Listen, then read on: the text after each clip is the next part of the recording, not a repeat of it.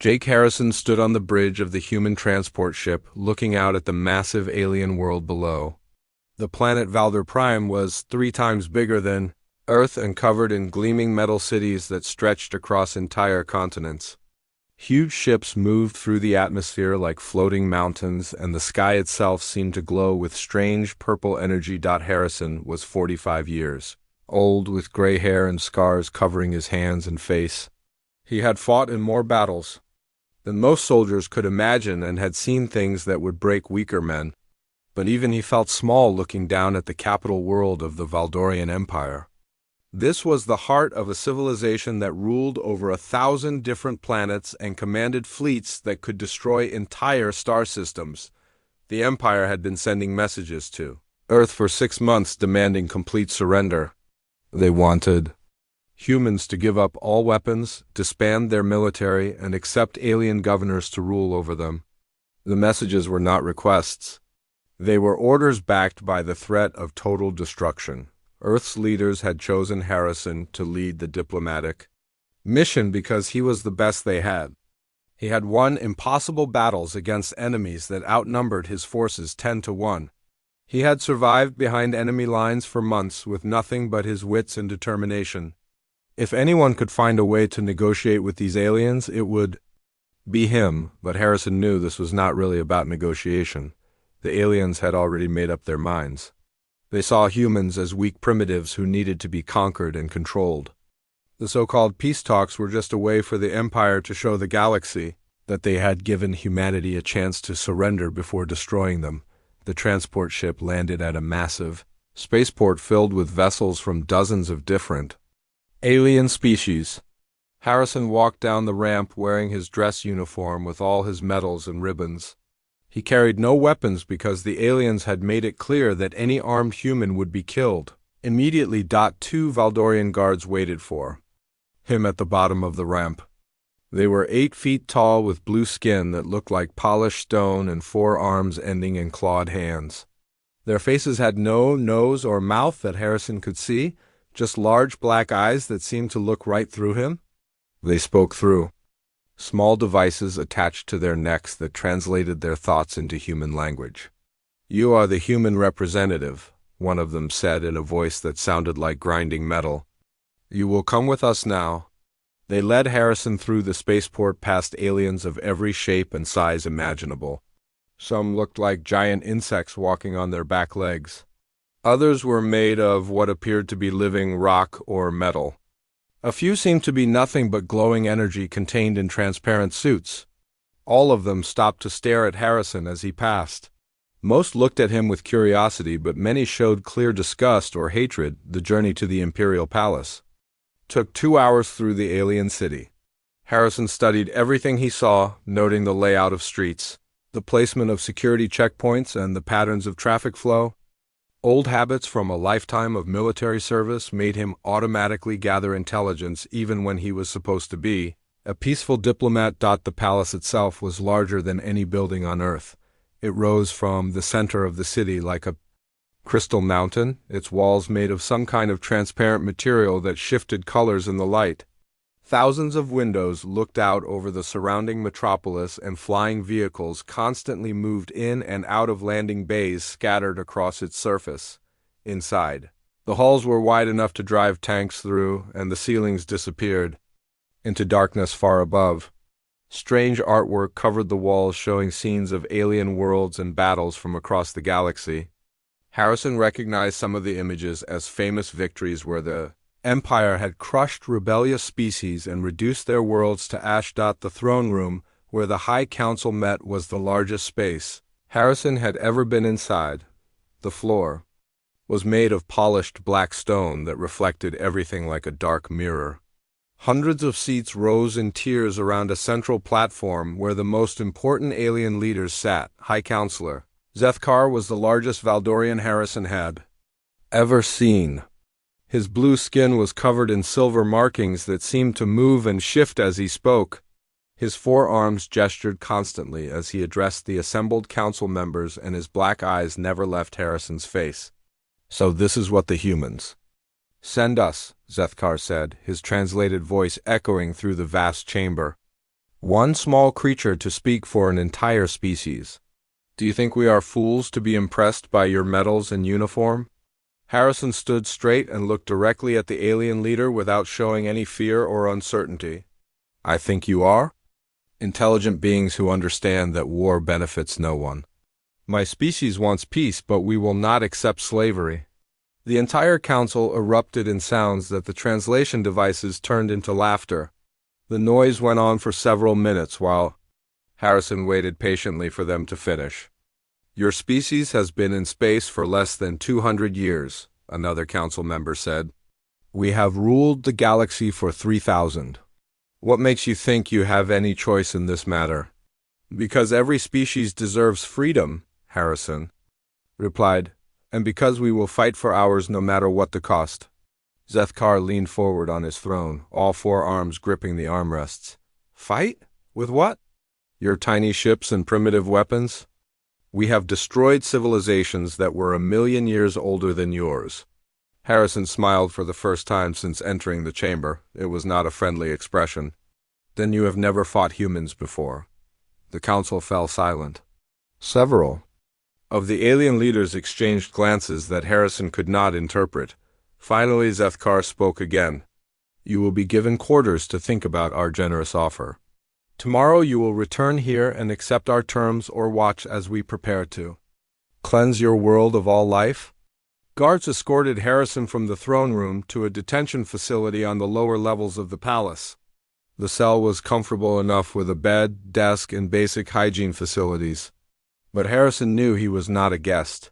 He was a prisoner waiting for execution along with his entire species. As the hours passed, Harrison began to plan. 3 days passed in the detention facility while Harrison waited for the Empire's final decision about humanity's fate. He spent the time carefully studying his surroundings and the patterns of his guards. The cell walls were made of some kind of energy field that prevented escape, but Harrison could see the generators that powered them. The guards changed shifts every 8 hours and always followed the same routes through the corridors. Harrison had torn apart his mattress and used the metal springs to create small tools. He fashioned picks and probes from pieces of his uniform buttons and belt buckle. Years of survival training had taught him that almost anything could become a weapon if you knew how to use it properly. On the 4th morning, High Counselor Zethkar made his decision. Rather than simply executing Harrison, he chose to make an example that would show the entire galaxy what happened to species that defied the Empire. He summoned the Phantom 12. The Phantom 12 were the Empire's most elite assassination unit. Each member came from a different conquered species and represented the deadliest abilities their people could offer. They had been enhanced with the best technology the Empire could provide and trained in every form of combat known to the galaxy. In 500 years of service, they had never failed to eliminate a target. Crystal led the team. He belonged to a species called the Shadowkin who could bend light around their bodies to become nearly invisible. His skin was pure black and seemed to absorb all light that touched it. When he activated his cloaking ability, only the faintest outline remained visible, and even that disappeared if he stayed perfectly still. Vergash was a Titan breed whose bones were 3 times denser than steel and whose muscles could crush metal with bare hands. He stood 12 feet tall and weighed as much as a small vehicle. His gray skin was covered in scars from countless battles, and his red eyes glowed with barely controlled rage. Nexus had been a normal member of his species until Imperial scientists replaced most of his body with cybernetic enhancements. His reaction time was measured in nanoseconds, and his computer-assisted targeting system had never missed a shot. Half of his face was mechanical, and glowing circuits ran under his artificial skin. Whisper came from a species that existed as living gas. She could compress herself into almost any space and slip through the smallest openings. Her natural form was invisible to most sensors, and she could solidify parts of her body into weapons when needed. The other 8 assassins each brought their own unique abilities. Glimmer could phase through solid matter. Stinger shot poisoned barbs from organs in his wrists. Fang had razor-sharp claws that could cut through armor. The complete list of their capabilities read like a nightmare designed to kill any possible Target, they gathered in a briefing room near the detention facility to receive their orders. High Counselor Zethkar appeared on a holographic display to address them personally. "This human has insulted the Empire and threatened our authority," Zethkar said. "But rather than simply killing him, we will use his death to send a message. I want him to suffer before he dies. I want him to understand the futility of resisting our power." Crystal bowed his head respectfully. "It will be done, High Counselor. How do you wish us to proceed?" "Hunt him," Zethkar replied. "Release him into the detention facility and give him hope that he might escape. Then show him slowly and painfully that hope is an illusion. Make it last at least 12 hours before you deliver the final blow." The Council had complete surveillance coverage of the detention facility. The human's death would be broadcast across the Empire as entertainment and across the galaxy as a warning. Every species that had ever considered rebellion would see what happened to those who defied Valdorian authority. At exactly midnight, the energy field around Harrison's cell deactivated. Emergency lighting bathed the corridors in red light, and automated warnings announced a containment breach. To any observer, it would appear that the human had somehow managed to escape on his own. Harrison stepped carefully into the corridor and immediately knew this was a trap. Real emergency protocols would involve sealing blast doors and flooding the area with security forces. Instead, the facility seemed almost empty and escape routes were suspiciously clear. But he also knew that staying in his cell meant certain death, while escaping gave him at least a small chance. He moved through the facility using skills learned in a dozen different wars. Harrison stayed in shadows, avoided open areas, and constantly listened for sounds that might indicate enemies nearby. He had no weapons except the improvised tools he had created, but he knew the facility's layout better than his hunters expected. The first assassin to find him was Glimmer. The phase shifter materialized through a wall directly in front of Harrison, confident that surprise would give him an easy kill. But Harrison had anticipated this possibility and rigged a trap using power. Cables he had torn from the wall systems. When Glimmer phased through the wall, Harrison activated his improvised device. The resulting energy feedback created a resonance pattern that tore the assassin apart at the molecular level. Glimmer's scream lasted only a second before he dissolved into nothing. Harrison quickly moved to a new location, knowing the other hunters would converge on the area immediately. He found a maintenance shaft that led to the facility's upper levels and began climbing. Stinger attacked 20 minutes later. The alien had been tracking Harrison's heat signature through the ventilation system and emerged from a ceiling vent, with his poisoned barbs already aimed. But Harrison had been expecting pursuit from above and rolled aside as the deadly projectiles sparked off the metal floor. Harrison closed the distance before Stinger could reload his biological weapons. The alien was fast and his natural armor protected him from most attacks. But Harrison had learned long ago that every enemy had weak points. A properly placed strike to Stinger's primary breathing organ dropped him instantly. Harrison dragged the body to an intersection where the other assassins would be sure to find it. He arranged Stinger's limbs in a specific pattern that any military professional would recognize as a challenge. Then he used the alien's own claws to carve a message into the wall. 10 left. The Phantom 12 regrouped and began to understand. They were not hunting ordinary prey. This human fought like someone who had spent his entire life at war. Every move showed tactical awareness and battlefield experience that matched their own. Crystal decided to change tactics. Instead of hunting Harrison individually, they would work as a coordinated team and use the facility itself as a weapon. They began systematically destroying power generators, life support systems, and structural supports. If they could not catch the human directly, they would collapse the building and dig his body from the rubble. But Harrison had grown up fighting in the ruins of Earth cities. He knew how to use damaged buildings as both fortress and weapon. When the assassins cut power to Section 7, they triggered Harrison's trap that redirected geothermal energy through the ventilation system. Vergash died first, cooked alive in a maintenance tunnel that became a furnace. 2 other assassins died with him, their screams echoing through the facility's communication systems. The remaining 7 assassins stopped their advance, and stared at each other in shock. 3 of the galaxy's most feared killers had been eliminated by a single human using nothing but improvised weapons and tactical skill for the first time in their careers. The Phantom 12 began to feel something they had never experienced before: fear. The remaining 7 assassins gathered in the facility's main security center to analyze what had gone wrong. Surveillance recordings showed them exactly how their 3 teammates had died, but the images raised more questions than answers. The humans' tactics seemed impossible for someone with no knowledge of alien technology or facility layouts. Nexus replayed the recordings for the 4th time, his cybernetic enhancements analyzing every frame for useful data. "The human is using our own systems against us," he reported in his mechanical voice. "He has somehow learned to manipulate energy flows and structural weaknesses with primitive tools."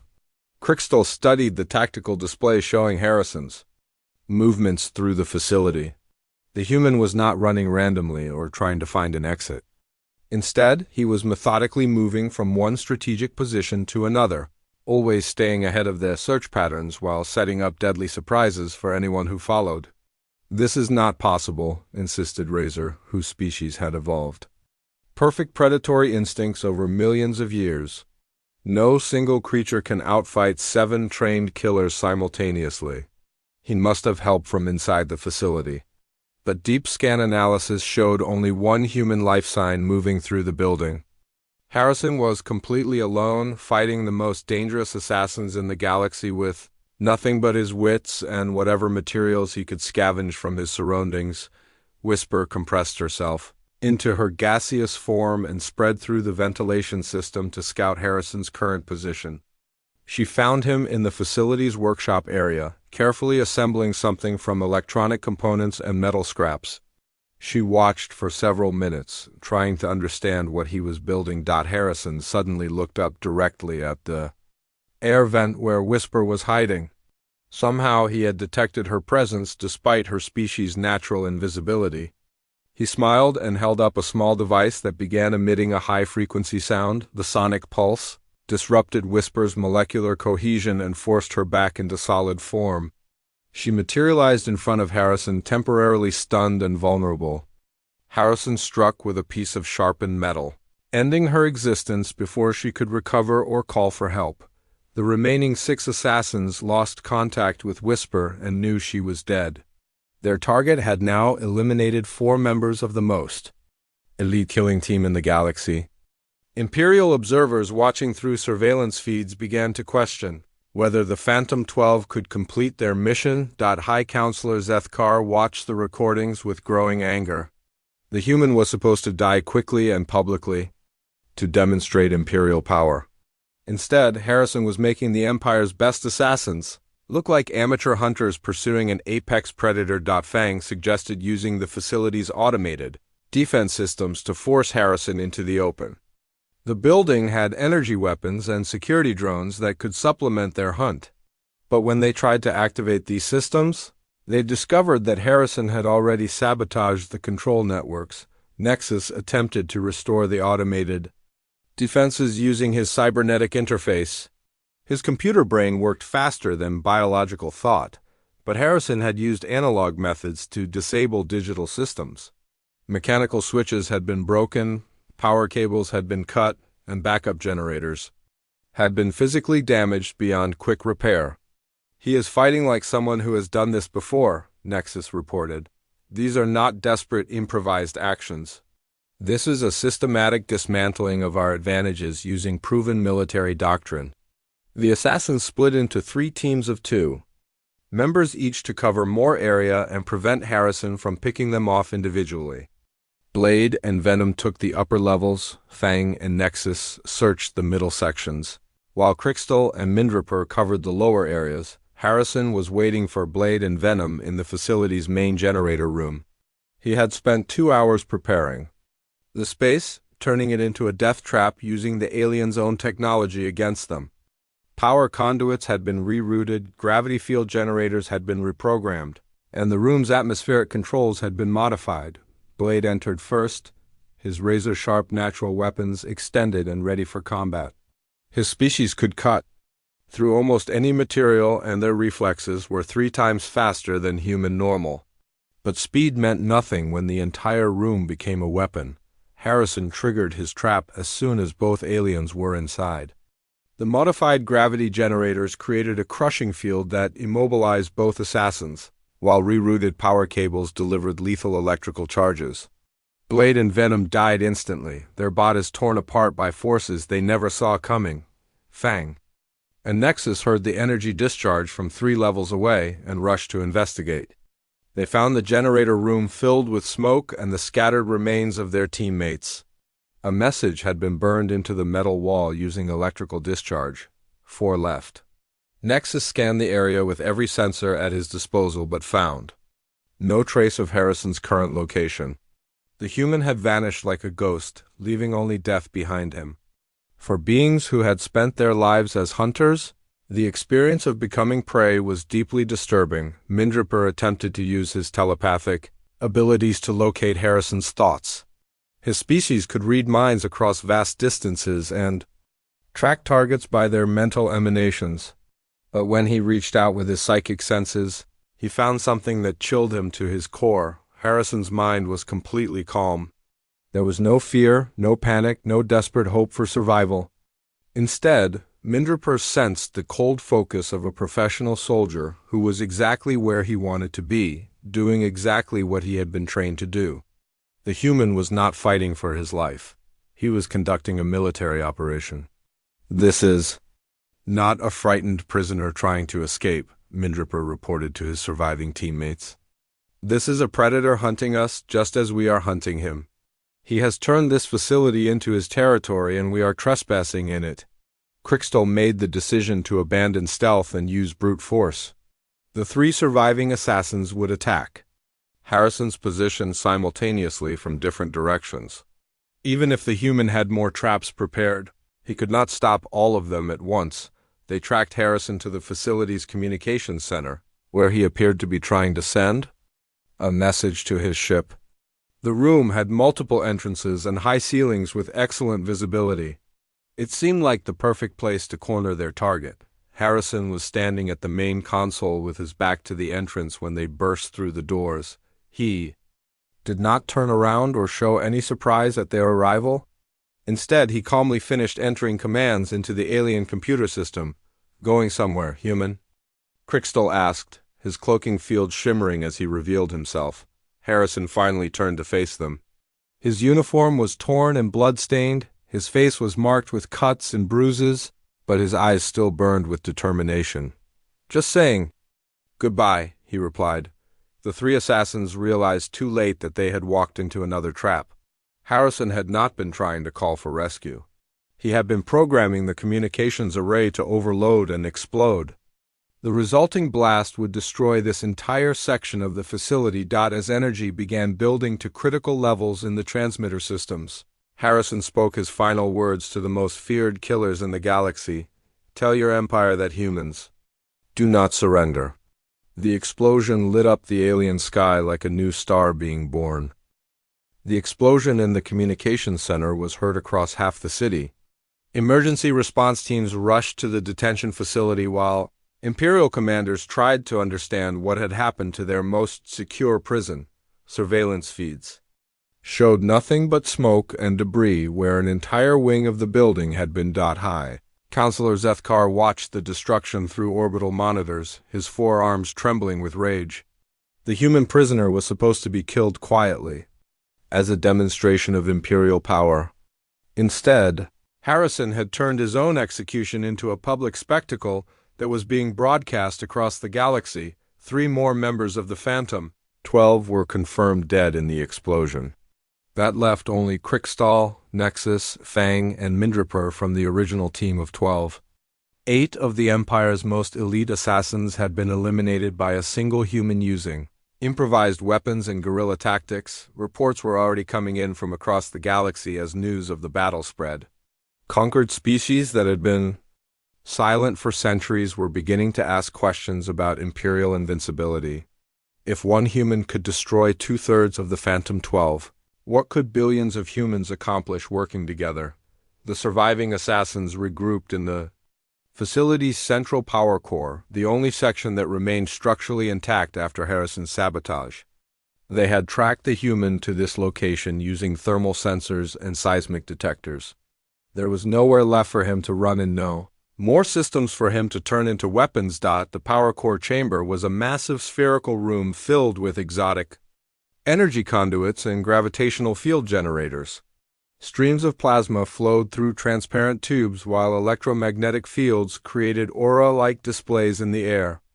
It was the heart of the facility's operation and the most heavily shielded area in the building. Harrison stood in the center of the chamber, blood seeping from dozens of wounds and his improvised armor cracked and failing. He had been fighting for 8 hours straight against opponents who should have killed him in the first 5 minutes. His makeshift weapons were gone, his traps were exhausted, and his body was near the limit of human endurance, but he was still standing. His eyes still burned with the cold fire that had carried him through a lifetime of impossible battles. Even cornered and outnumbered, Jake Harrison looked like exactly what he was, the most dangerous human being alive. Crystal activated his cloaking field and disappeared from normal sight, leaving only the faintest distortion in the air. Nexus powered up his targeting systems and weapon arrays, red lights glowing through his cybernetic enhancements. Fang extended his razor claws while Mindrapur prepared to assault Harrison's mind with psychic attacks. "Surrender, human?" Crystal demanded, his voice seeming to come from empty air. "You have fought well, but this ends now. We will give you a warrior's death if you yield." Harrison looked around the chamber at his 4 remaining enemies. These were not ordinary soldiers or even elite troops. These were the absolute pinnacle of what the Empire could produce. Perfect killers enhanced with technology beyond human understanding. Each one alone could probably defeat an entire company of Earth's best special forces. "You want to know something interesting about humans?" Harrison said conversationally, as if they were having a friendly discussion instead of a fight to the death. "We have this saying, it's not the size of the dog in the fight, it's the size of the fight in the dog." Mindrapur attempted to invade Harrison's thoughts, and found something that shocked him. The human's mind was not focused on survival or escape. Instead, Harrison was thinking about Earth, about the billions of people counting on him to send a message that would reach across the galaxy. His death here would mean something only if it demonstrated what humans were capable of when backed into a corner. "Your species interests us," Nexus admitted, his mechanical voice echoing in the chamber. "Perhaps the Empire could find a use for human warriors. Serve us willingly and we might spare some of your people." Harrison laughed, a sound that held no humor but carried the weight of absolute conviction. "You still don't understand, do you? This was never about me surviving. This was about showing everyone watching that the Empire can be beaten." The 4 assassins attacked simultaneously from different angles, using their combined abilities to ensure the human could not escape or counter all of them at once. It was a perfect killing formation that had eliminated thousands of targets across the galaxy. Crystal struck from behind while invisible, his energy blade aimed at Harrison's spine. Fang leaped from the left with claws extended toward the human's throat. Nexus fired precise energy bursts from the right, while Mindrapur launched a devastating psychic assault designed to paralyze Harrison's nervous system, but Harrison was not trying to defend himself or counterattack. Instead, he dove toward the chamber's main power conduit, the massive energy stream that supplied power to the entire facility. His hands closed around the primary control coupling just as the assassins' attacks reached him. Crystal's blade pierced Harrison's back, penetrating his heart and lungs. Fang's claws opened deep gashes across his throat and chest. Nexus's energy bursts burned through his abdomen and left arm. Mindrapur's psychic attack sent waves of agony through his dying brain, but Harrison's hands never let go of the power coupling. Using the last of his strength, he tore the massive conduit loose from its mounting and redirected the entire facility's energy output into the chamber itself. Alarms screamed as safety systems tried desperately to prevent a catastrophic overload. "What have you done?" Crystal screamed, his cloaking field failing as energy discharges filled the air around them. Harrison looked up at his killers with blood running from his mouth, but his eyes still defiant. "I told you," he whispered. "You've never fought humans before." The power core went critical in a cascade failure that consumed everything within a kilometer radius. The explosion was visible from orbit as a brilliant flash of light that briefly outshone the system's primary star. When the energy discharge finally faded, nothing remained but a perfectly circular crater where the detention facility had been. Emergency response teams found Harrison's body at the exact center of the crater, still clutching the power coupling that had killed him along with the 4 remaining assassins. His final act had ensured that none of the Phantom 12 would survive to report back to their masters, but more importantly, Harrison had achieved his real objective. Every surveillance system on the planet had recorded the battle. News networks across the galaxy were broadcasting footage of a single human systematically destroying the Empire's most elite killers. The message was clear and unmistakable. Humans could not be conquered easily. Hi. Counselor Zethkar stared at the crater through orbital imaging systems, finally understanding what he was really facing. This had not been a diplomatic mission, or an assassination. It had been a declaration of war delivered by a species that would rather die fighting than live as slaves. The Empire now faced a choice: back down from their demands and appear weak to the entire galaxy, or proceed with the invasion of Earth, knowing that every human would fight like Jake Harrison had fought. Either option carried risks that could destroy everything the Valdorians had built over 3 millennia of conquest. In the depths of space, automated beacons began transmitting Harrison's final message toward Earth. The signal would take months to arrive, but when it did, humanity would know exactly what they were facing, and exactly what they needed to do about it. The war for human independence had officially begun. News of the battle spread across the galaxy faster than Imperial sensors could contain it. Within hours, every major news network was broadcasting footage of the crater where the detention facility had been. The images showed a perfectly circular hole in the ground with Harrison's body at the center, surrounded by the scattered remains of the Phantom 12. High Counselor Zethkar convened an emergency session of the Imperial Council to discuss the crisis. The massive chamber was filled with agitated aliens from dozens of species, all demanding explanations for how one human had destroyed their most elite killing team. "This is impossible," declared Council Member Vorthak, his crystalline exoskeleton glowing with nervous energy. "The Phantom 12 have never failed a mission in 500 years of service. They have eliminated targets that were protected by entire armies. Yet they are all dead," Zethkar replied grimly, "killed by a single human using nothing but improvised weapons and tactical knowledge. We underestimated this species, and now we must deal with the consequences." The political implications were staggering. Conquered worlds that had been silent for centuries were beginning to stir with rebellion. Species that had accepted imperial rule without question were now asking why they needed to fear an empire that could not eliminate one isolated human. On the mining world of Kepler 7, work crews stopped their excavation operations to watch news feeds of Harrison's battle. The planet's Valdorian overseers found themselves facing questions they had never heard before. If humans could resist the Empire, why couldn't anyone else? Similar scenes played out across 1,000 worlds. The myth of imperial invincibility had been shattered by Jake Harrison's sacrifice, and the aftershocks were reaching every corner of the galaxy. Revolutionary groups that had been dormant for decades began planning new operations while Imperial forces struggled to maintain order. The economic impact was almost immediate. Trade routes that had operated smoothly for centuries began experiencing disruptions as member species demanded renegotiated agreements. Tribute payments from conquered worlds slowed or stopped entirely as local governments claimed they needed the resources for their own defense. "The human's death has become a symbol," reported Imperial Intelligence Director Kothanol during a classified briefing. "Resistance movements across the galaxy are using his image and calling themselves Harrison's children or the 12 Slayers. We are facing the worst internal security crisis in Imperial history." But the real problem was not the immediate political unrest.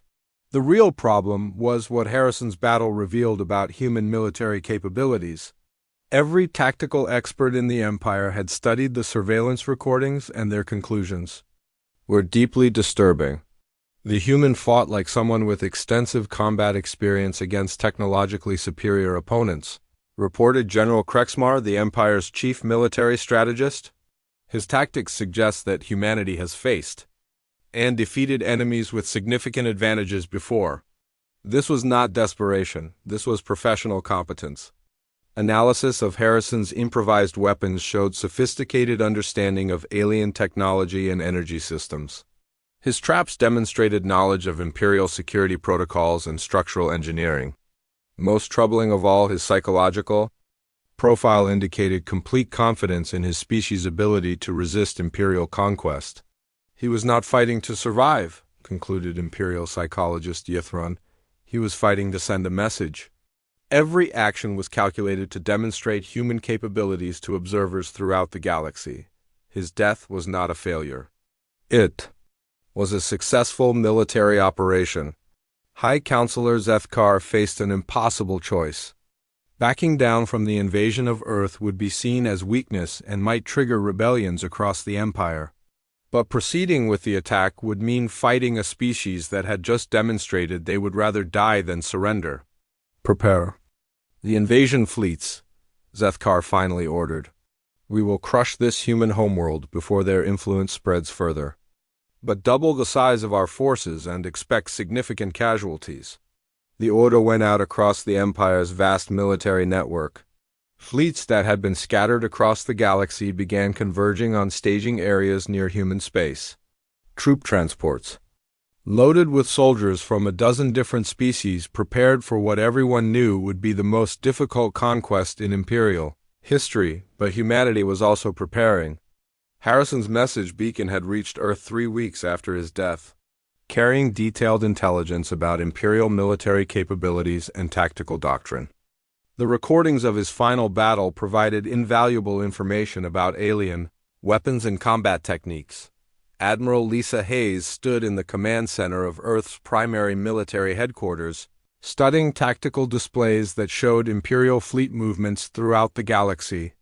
She had known Jake Harrison personally and understood exactly what his sacrifice had accomplished. He bought us time, she told the assembled commanders. The Empire expected easy conquest of a primitive species. Instead, they now know they're facing an enemy that will fight to the last breath. That fear is working in our favor. Human military production had increased dramatically since Harrison's death. Shipyards that had been building exploration vessels were now producing warships designed specifically to fight Imperial forces. Training facilities were operating around the clock to prepare soldiers for combat against alien enemies. More importantly, humanity was not fighting alone anymore. Harrison's example had inspired dozens of other species to begin their own resistance movements. Secret communications networks were carrying messages between rebel groups on hundreds of worlds. For the first time in Imperial history, the Valdorians faced coordinated opposition across their entire territory. The Empire rules through fear, explained Earth's chief intelligence analyst during a strategy briefing. Harrison's battle proved that their elite forces can be defeated by determined opponents with inferior technology. That revelation is spreading faster than they can contain it. Intelligence reports indicated that Imperial forces were experiencing sabotage and attacks throughout their territory. Rebel groups were using Harrison's tactics to target Imperial infrastructure and isolated garrisons. Each successful operation further damaged the myth of Imperial invincibility. On Valder Prime, High Counselor Zethkar watched reports of spreading rebellion with growing alarm. What had begun as a simple conquest of one primitive world had become a galaxy-wide crisis that threatened the foundation of Imperial power. The human did this deliberately, he told his advisors. Every action was calculated to cause maximum political damage to our authority. His death was not the end of their resistance. It was the beginning of something far more dangerous. The massive Imperial invasion fleet finally departed for Earth 6 months after Harrison's death. 2,000 ships carrying over 1 million Soldiers represented the largest military force the Empire had ever assembled for a single operation. But even as they traveled toward human space, rebel attacks were increasing across the galaxy. Harrison's final message had been simple but devastating: humans would not surrender. Humans could not be easily conquered, and humans would inspire others to fight for their freedom. His death had lit a fire that was spreading from world to world, burning away the fear that had kept the Empire's subjects obedient for 3,000 years. Admiral Hayes received the final intelligence report about the approaching Imperial fleet. While standing in the memorial hall where Harrison's medals and uniform were displayed, the plaque beneath them bore his final words: "Tell your Empire that humans do not surrender."